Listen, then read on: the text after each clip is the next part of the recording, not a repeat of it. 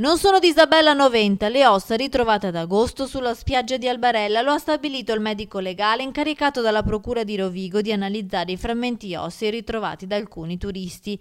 Dunque la parola fine sul mistero della scomparsa della segretaria di Albignasego ancora non è stata messa. Secondo l'esperto, solo la mandibola con 2 denti ritrovata il 20 agosto risulta essere un osso umano. Gli altri frammenti invece sono di origine animale. Ad ogni modo, la mandibola, analizzata anche da esperti forensi, risulta appartenere ad un uomo adulto il cui decesso risalirebbe ad un anno prima di quello di Isabella.